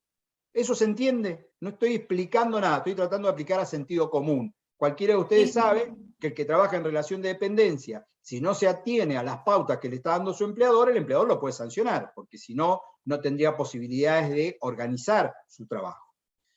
Eso, profe, sería, entonces, si supongamos que lo suspende por 2 días, 1 semana o por el tiempo que sea, ¿eso dejaría de cobrar esos días de suspensión? Exacto. Una de las consecuencias de la sanción disciplinaria de suspensión es que el trabajador no presta su débito laboral, pero tampoco cobra los días. Ahí se suspenden ambos efectos del contrato. No voy a trabajar, pero no cobro. No es una sanción económica, no es una multa, sino que, como me han sancionado, no trabajo, y como no trabajo por una causa fundada, no cobro. Y como dice Paola, si son 2 días, esos 2 días no lo cobro. Ahora bien, ¿dónde está la caducidad? Porque esto es lo que nos importa, porque el instituto no lo vamos a desarrollar. El trabajador tiene un plazo máximo de 30 días para impugnar la sanción disciplinaria. Si no la impugna dentro de ese plazo de 30 días, queda consentida. Y esto es lo importante. Si a mí me aplican una suspensión hoy, 18 de marzo, tengo 30 días a partir de mañana para cuestionar la sanción de suspensión. ¿Y por qué la podría impugnar? Y por muchos motivos. Porque es desproporcionada, porque es falso lo que me están diciendo, porque no es cierto que yo haya faltado, sino que yo había presentado un certificado médico, etcétera, etcétera, etcétera. Entonces, la sanción que es impugnada en el plazo de 30 días puede luego ser cuestionada, puedo luego reclamar los días caídos, tengo el plazo de prescripción para hacerlo, pero si no lo hago, si dejo transcurrir 30 días, esa sanción queda firme. Opera la caducidad de la posibilidad de cuestionar la sanción disciplinaria. Entonces, primer caducidad que vemos es, si transcurren los 30 días sin haber impugnado la sanción disciplinaria, queda consentida la misma. ¿Se entendió? No era tan difícil. Sí, profe. Pero tenemos que ponernos en el contexto de saber qué es una sanción disciplinaria. Bien. ¿Me ayudan? ¿Cuál fue la segunda que tiramos? Una pregunta, profesor. Perdón. Una pregunta. Sí. ¿Y si es al revés, o sea, el empleador también tiene 30 días para sancionar a un empleado? No sé si es mentira. Se te escucha medio cortado, pero, a ver, la facultad de sancionar la tiene el empleador, no la tiene el trabajador. El que siempre aplica la sanción es el empleador. El trabajador tiene otras herramientas que vamos a ver luego, que podrá hacer colocarse en situación de despido indirecto, suspender la prestación de la relación laboral por no cumplimiento de su empleador, pero el trabajador no puede sancionar al empleador. Entonces, al revés, no sé a qué te refería, Leo. Si no, si se te corta, lo podés hacer por chat, no hay problema, me la preguntás por chat. Profe, yo tenía las mismas dudas que el compañero. Si el empleador tiene algún límite de tiempo para sancionar al empleado. Ah, eso es otra cosa. Bien. Habíamos convenido que no íbamos a meternos a hacer preguntas sobre cómo funciona el instituto. Eso lo habíamos, o solo lo dije yo y no lo habíamos convenido. Ahí está el problema. Bien, eso es uno de los requisitos, Abril, de las sanciones disciplinarias, y ojalá que sea lo que León quería preguntar. Las sanciones disciplinarias, entre sus requisitos, así como tiene que ser hecha por escrito, debidamente notificada, explicada la causal, tiene un requisito que se llama, debe ser contemporánea. La contemporaneidad entre la existencia de la falta cometida o el conocimiento que de esa falta tenga el empleador. Y si vos me preguntás qué es contemporánea, la ley no dice días. La jurisprudencia local nuestra entiende que la contemporaneidad no tiene que ir más allá de 15 días del hecho o de la toma de conocimiento del hecho. Entonces, para hacer redondo lo que me preguntó Abril, más allá de que dijimos no nos íbamos a meter en el instituto, es un requisito que debe cumplir el empleador sancionar de manera contemporánea la ocurrencia del hecho o a la toma de conocimiento del hecho. Esta distinción es importante porque si el hecho ocurre y yo no me enteré, empleador, no puedo después decir que es tardía la sanción. Supongamos que hay un robo hormiga que se está dando en la empresa. El empleador, por supuesto, que no está enterado del robo hormiga, pero hace una investigación a los 6 meses y ahí salta el hecho. Bueno, ¿cuándo va a ser contemporáneo? Dentro de los 15 días de que tomó conocimiento de la existencia del hecho, no de hace 6 meses que no sabía nada. No puedo computarle un plazo de algo que desconoce. Entonces, sí existe un plazo razonable, ese es el principio de contemporaneidad entre la aplicación de la sanción y la ocurrencia o la toma de conocimiento del hecho. León, si era eso, poneme un ok o decime eso. Ah, ok, ya está, ya me puse. Y lo puso en el chat en que era eso. Sí, perfecto. ¿Abril quedó claro o ibas para otro lado? No, sí, profe, entendí. Perfecto. Bien. Entonces, agotamos el primer supuesto de caducidad, que es el plazo de 30 días para poder impugnar las sanciones disciplinarias. Vamos al segundo supuesto. ¿Cuál había dado? ¿Vacaciones? No. No, plazo de 48 horas. Bien. Periodo de excedencia. Ahora nos ubicamos en otro instituto. La ley Contrato de Trabajo regula en un capítulo lo que se llama el trabajo de mujeres. Vamos a desarrollar una unidad, sigue denominando mujeres y menores cuando la legislación argentina ya no habla más de menores, pero la ley no se ayornó en ese sentido. Dentro del capítulo del trabajo de mujeres, el instituto más importante que regula de manera más detallada es el vinculado con la maternidad.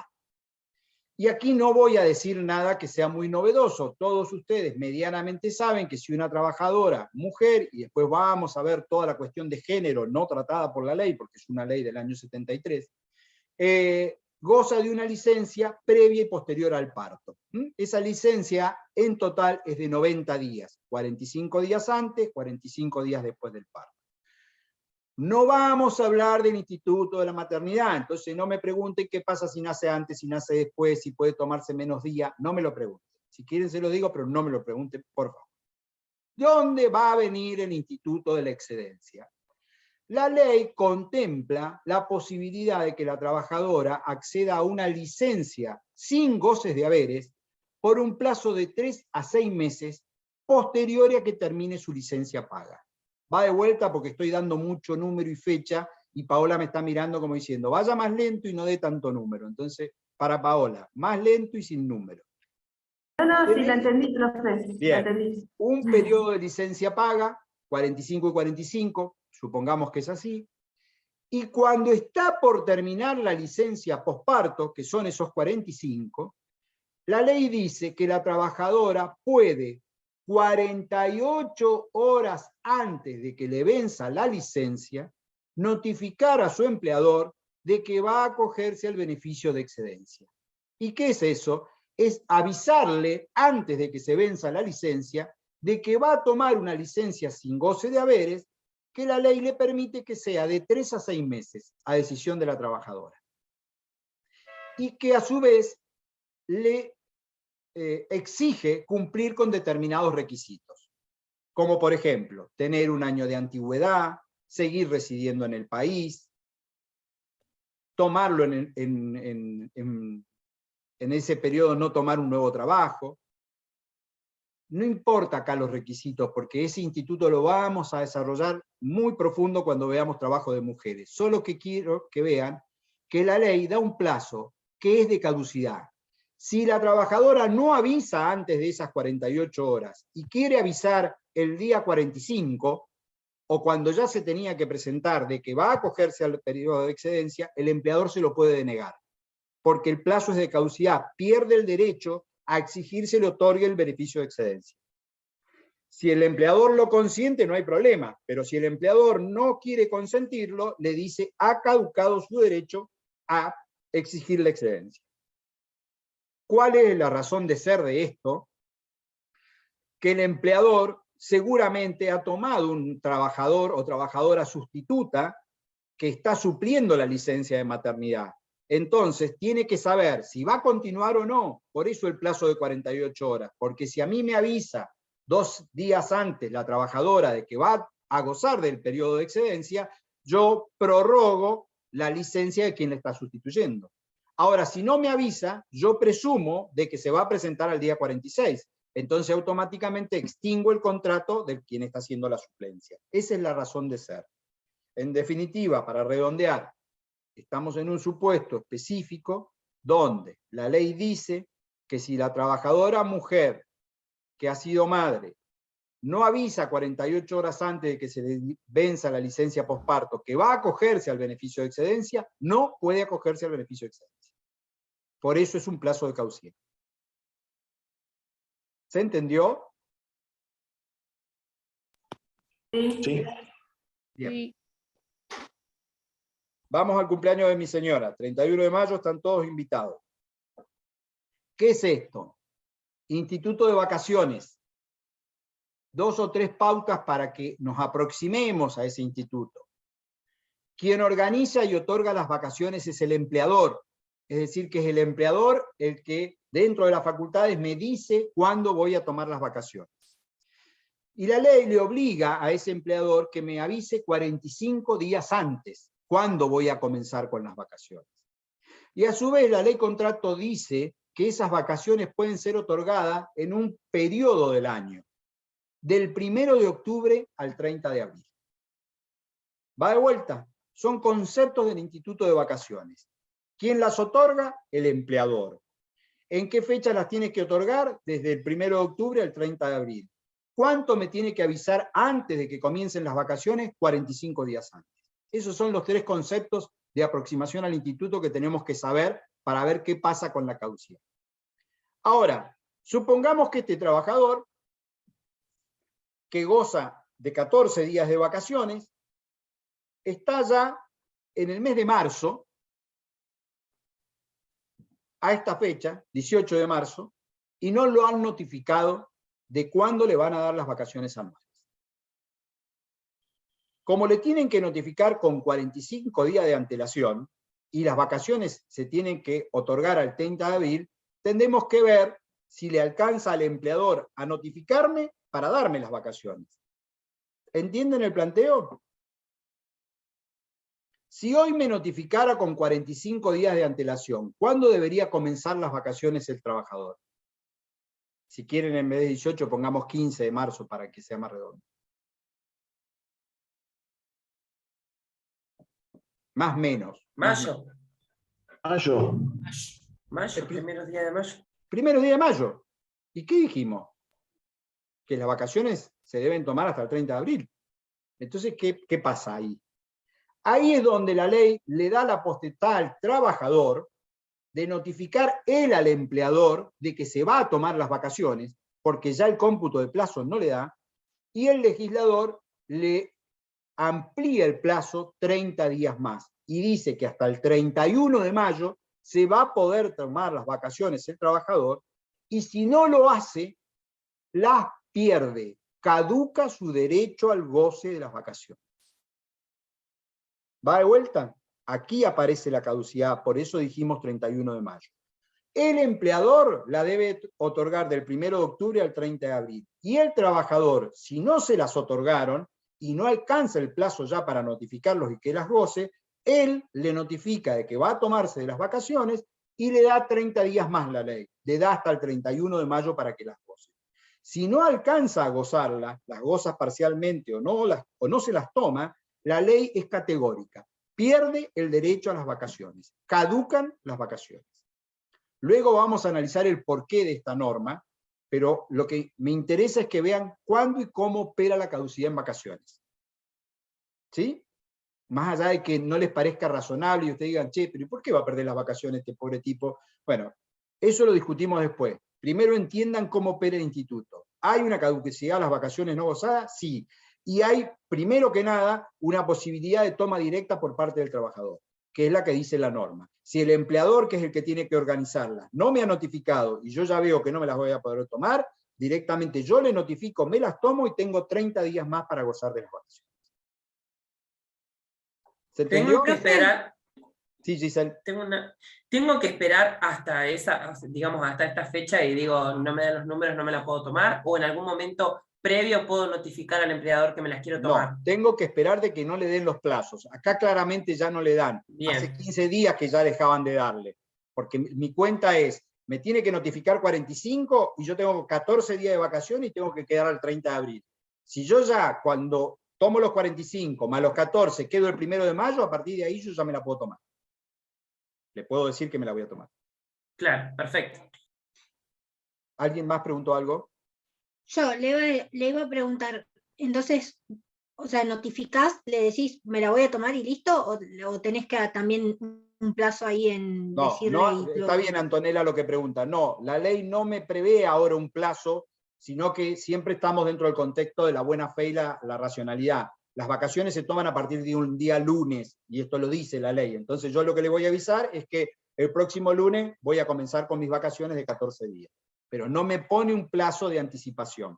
Así como el empleador tenía 45 días para notificarme antes, yo como trabajador, si no me la diste, no tengo ese plazo. Yo te notifico a partir del lunes que viene y listo. ¿Bien? Estamos sobre la hora. Enuncio nada más para que quede, y después lo retomamos la próxima clase, el último supuesto que habíamos dado de caducidad, que es el de los francos compensatorios. Lo enuncio porque tiene su complejidad, porque tendríamos que comenzar hablando del descanso. Ustedes saben que así como hay una jornada y un límite de jornada, hay un descanso obligatorio del trabajador, y en realidad hay distintos tipos de descanso. Está el descanso entre que termina una jornada y comienza la otra, está el descanso semanal, que también se lo denomina descanso hebdomadario, y está el descanso anual, que son las vacaciones. Para el franco compensatorio vamos a quedarnos con el descanso semanal. De ordinario, el descanso es a partir de las 13 del sábado hasta las 24 del domingo. Estoy dando data, ¿no? Estoy tirando datos que a lo mejor ustedes no saben, pero esto es así. ¿Qué ocurre si en ese descanso que yo tengo que tomar en la semana, el empleador me requiere que trabaje? Es decir, invade mi descanso.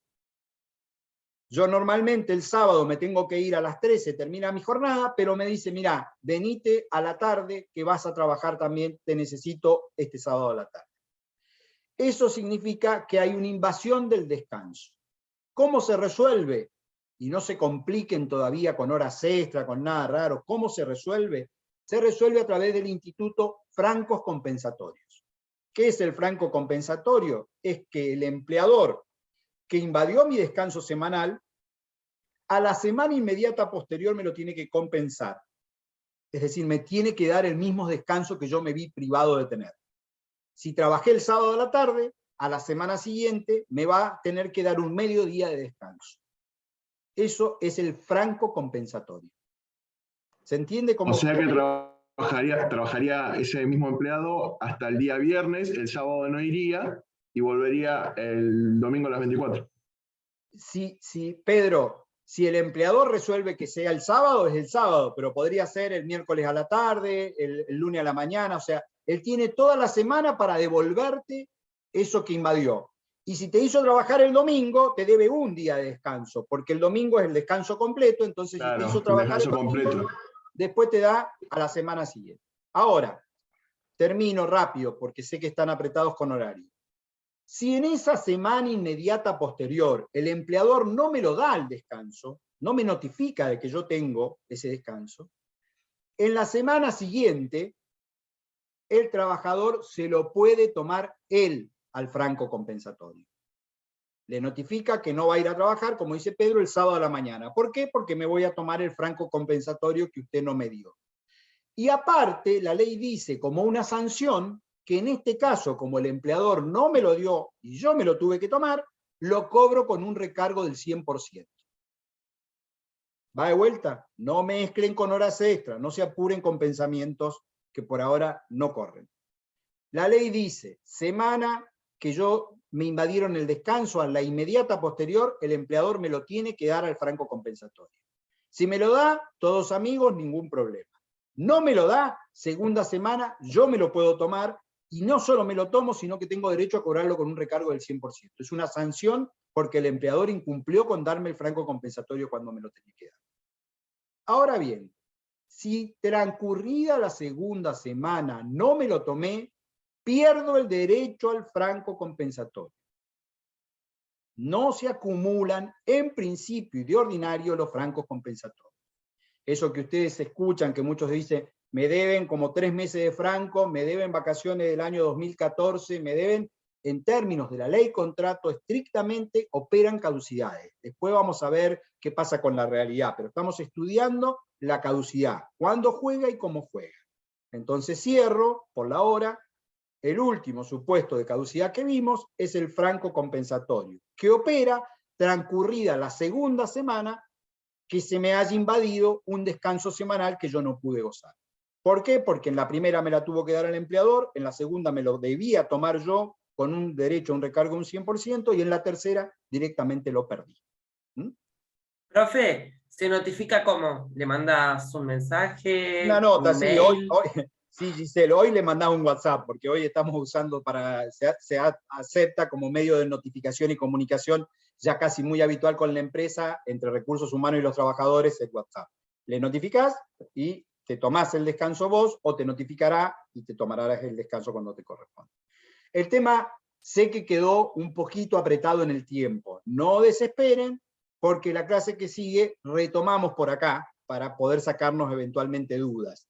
Pero yo no quiero invadirles el descanso de ustedes. Son 17:56 y a las 18 por ahí empalman con otra clase o tienen alguna otra cosa. Así que muchas gracias por estar. Semana que viene seguramente va a dar lunes Sergio.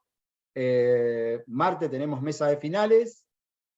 Miércoles no sé si da Sergio o yo. Y el jueves feriado, ¿no? Y después el viernes nos toca otra vez por Zoom, que voy a dar yo, y ya a partir de la semana que viene, del viernes que viene, ahí creo que tenemos 2 semanas, para desgracia de ustedes, que es piñón fijo yo, porque Sergio viaja.